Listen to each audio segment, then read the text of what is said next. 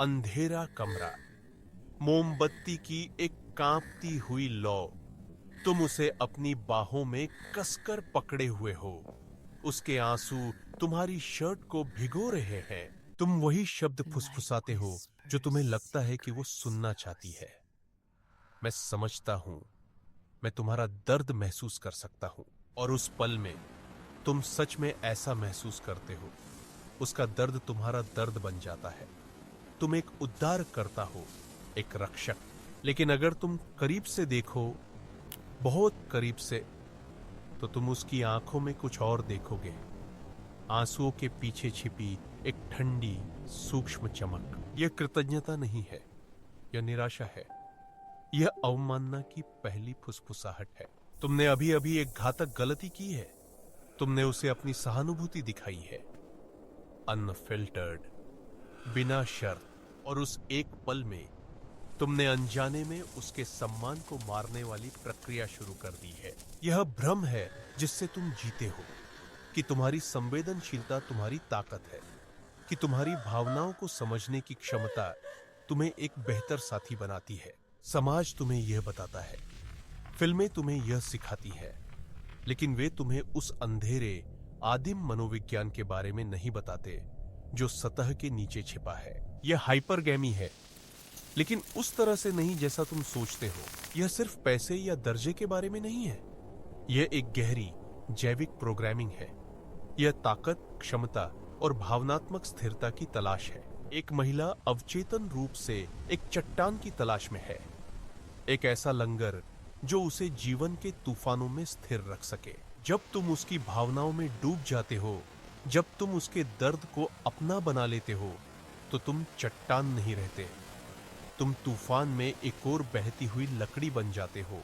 तुम्हारी सहानुभूति, जिसे तुम एक उपहार समझते हो, उसकी आदिम चेतना में एक चेतावनी संकेत के रूप में दर्ज हो जाती है। संकेत, यह आदमी अस्थिर है, यह लीडर नहीं है, यह मुझे सुरक्षित नहीं रख सकता। यह चेतनापूर्ण विचार नहीं है, यह एक गहरी आंत की प्रतिक्रिया है।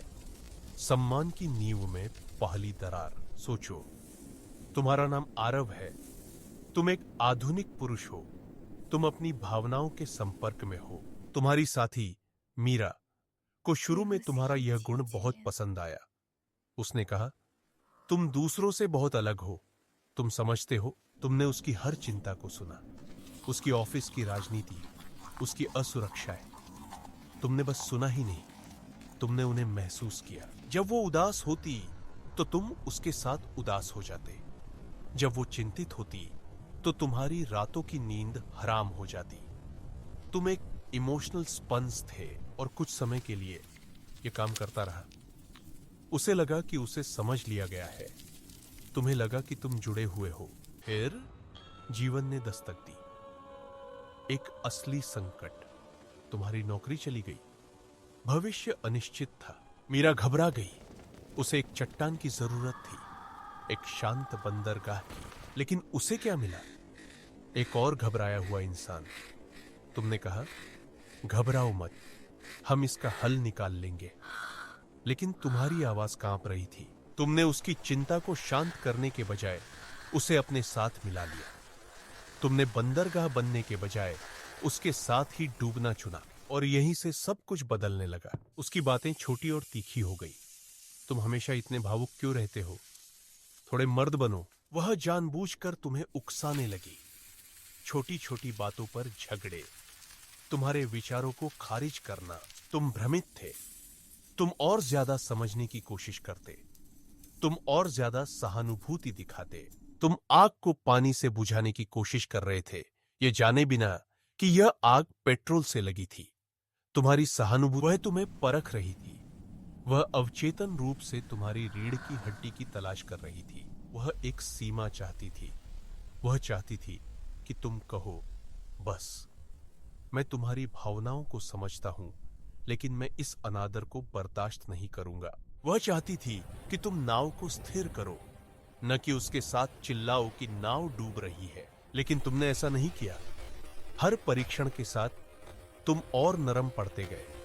हर झगड़े के साथ तुम्हारा सम्मान थोड़ा और कम होता गया। यहां है वो सच जिसे कोई जोर से नहीं कहता।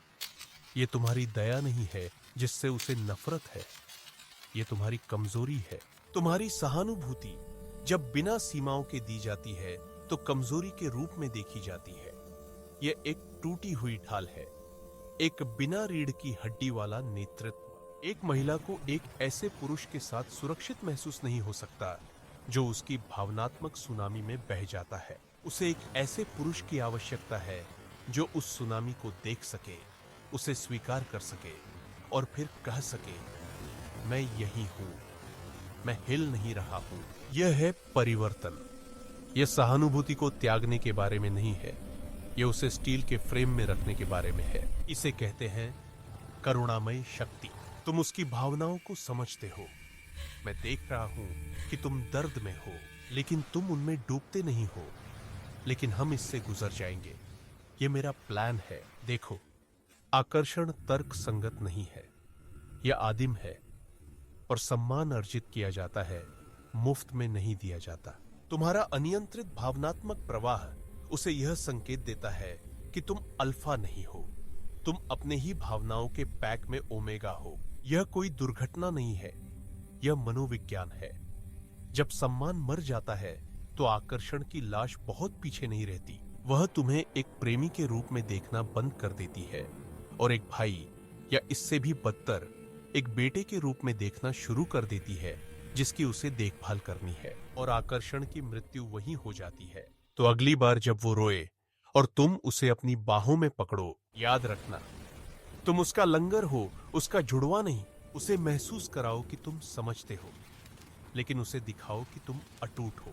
क्योंकि अंत में एक महिला उस पुरुष का सम्मान नहीं करती जो उसका दर्द महसूस करता है, वह उस पुरुष का सम्मान करती है जो उसका दर्द सह सकता है और फिर भी खड़ा रहता है।